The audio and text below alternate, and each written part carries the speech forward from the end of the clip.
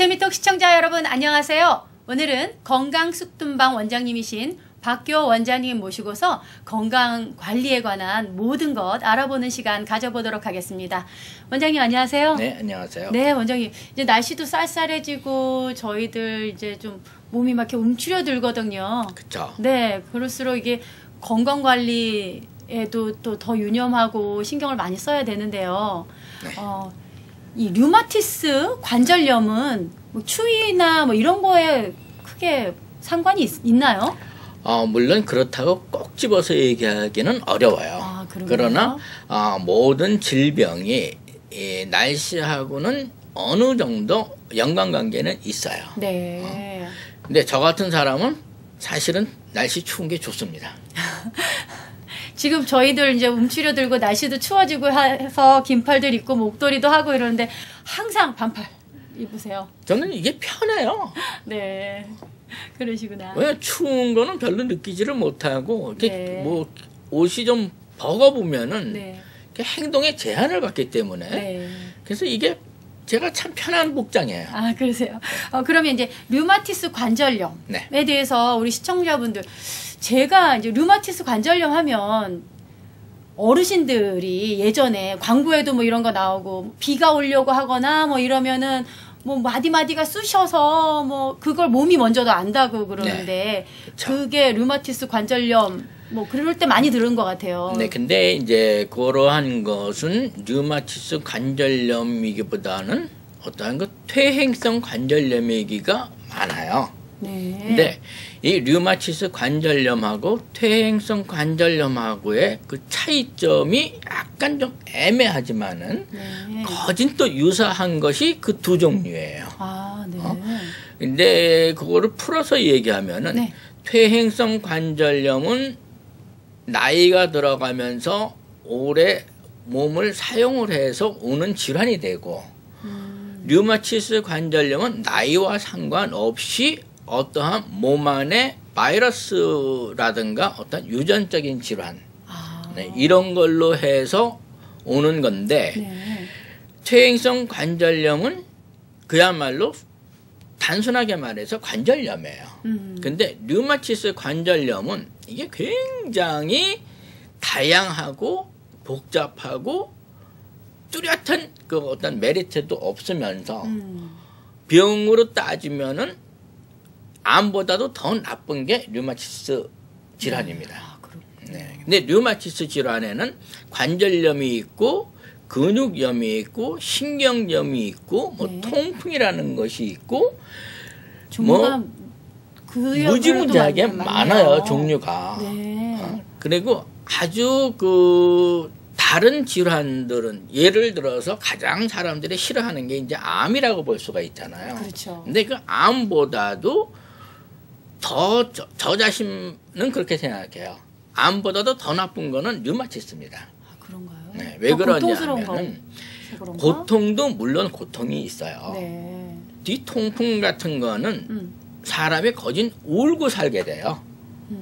심한 경우에는. 네. 그리고 이 류마티스가 제가 왜 그렇게 나쁘다고 하냐 하면은 이 류마티스는 사람을 수년 동안을 황폐화시켜 놓습니다. 황폐화시켜 놓는 게 뭐냐면 어느 정도 초기 때는 별로 그 증상을 잘 몰라요. 네. 그러나 이제 이 중간 정도로 넘어가게 되면은 이 류마티스는 통증이 엄청 심합니다. 네. 그리고 온몸의 전신화예요. 어느 한두 부위가 아니고. 그러니까 잠도 못 자죠. 네. 아픈 통증은 그야말로 옆 사람은 몰라요. 그 본인이 그 아픈 통증을. 근데 그게 기압 날씨와도 관계가 있나요? 날씨와 관계는 없어요. 그거는 퇴행성 네. 관절염 퇴행성 관절염의 경우는 경우는 이제 날씨하고 약간 관절염이 있지만 그러나 지장은 받아요.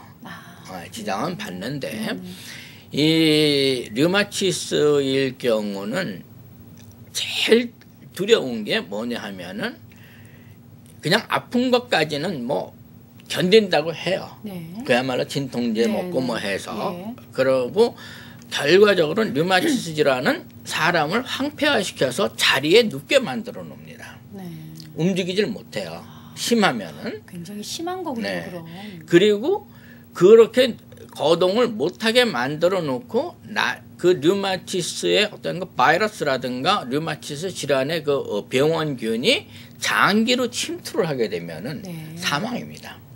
그렇습니다. 그게 그래서 아주 고약스러운 거예요. 네. 사람을 암 같은 거라든가 이런 거는 1, 2, 3로 살기 아니면 죽기 둘 중에 하나예요. 네. 근데 류마티스는 그게 아니라 사람을 서서히 황폐화시켜 놔가지고 거동을 불가능하게 만들어 놓고 끝에 가서는 장기로 들어가면은 사망하게 돼요. 그럼 그 류마티스 관절염이 발병하게 되는 뭐 원인이나 뭐 이런 것들을 있나요? 아직까지 의학계에서는 그것이 나와 있진 않습니다. 네. 단지 지금까지 나와 있는 거는 유전적인 요인이라는 거와 어떠한 그 바이러스로 류마티스가 있다고 하는데 네. 제 경험으로 봐서는 네. 그러한 거와 또 하나는 이 관절염이라든가 몸이 아픈 거 네. 이런 염증이 오랫동안 치료를 하지 않고 지속이 될 경우에는 네. 이게 바이러스로 변해요. 염증 자체가. 네, 자체가. 그렇죠. 그래가지고 이게 류마티스로 진행이 되는 경우가 또 있습니다. 아, 염증으로 시작했다가 바이러스로 바뀌어서 류마티스로 네. 바뀔 수도 사실 있다. 그 관절염이라든가 이 류마티스라든가 이거는 거기서 거기에요. 크게 너 퇴행성 관절염이야, 너 류마티스야 이렇게 구분하기가 조금 힘들겠네요. 그렇죠? 정확하게 구분하기는 어렵습니다. 그렇지만 증세가 이제 통증이 시작되거나 그러면 이제는 그러면 뭔가 심각성을 가지고 예방 차원으로 해서 치료하는 방향으로 들어가야 되는 거네요. 퇴행성 관절염도 치료를 해야만 되는 거고 네. 류마티스 관절염도 치료를 해야만 돼요. 네. 단지 류마티스 관절염과 퇴행성 관절염과의 차이점을 굳이 나눈다면은 네. 퇴행성 관절염은 오후에 아픈 통증이 옵니다. 오후에요. 네. 이렇게 관절 같은 거를 움직이고 사용을 했을 때 네. 그것이 이제 어느 정도 오버할 경우에 그때 이제 아프게 돼 있어요. 그러면 그것이 퇴행성 관절염이고 네. 류마티스 관절염 같은 거는 뭐냐면 아침에 일어나자마자 네. 그리고 잠자면서도 아픈 통증을 느껴요. 네. 퇴행성은 오후로 접어들면 그렇죠. 통증을 느끼고 몸이 류마티스. 피곤하고 또 움직여서 어떤 피로감이 왔을 때 그때 아픈 거는 퇴행성 관절염이에요. 그렇군요. 그리고 나이 들어서 네. 올 경우에는 퇴행성 관절염이고 있고. 젊으신 분들부터 어느 정도 중년에서 노년에 이르기까지 그냥 때도 시도 없이 아픈 거. 네. 저녁 시간, 잠자리 드는 시간, 오전에 아침에 때가 없어요. 그렇지만 특히나 또 통증을 더 심하게 느낄 때는 그 시간대를 구분하자면 그런가요? 시간대로 구분도 참 그게 애매해요. 그냥 그렇구나. 24시간 아프다고 보면 정말 고통스럽겠네요. 네. 하루 종일 그냥 뭐 조금 하다 보면 아프고 네. 근데 제일 저기한 것이 뭘 저는 어떻게 보냐 하면은 아침에 침대에서 발을 내려딛자마자부터 네. 아프면은 그거는 류마티스예요. 관절. 꼭 관절이 아니라 네. 이 아침에 베드에서 일어나서 발을 딱 디딜 때 이 발뒤꿈이라든가 발이 뭔가가 썸씽 롱이면은 네. 그건 일단의 류마티스 질환이라고 볼 수 있어요. 그리고 나서 어떤 몸의 다른 부위에 좀 아픈 부위가 같이 온다거나 네. 이랬을 때는 그렇군요.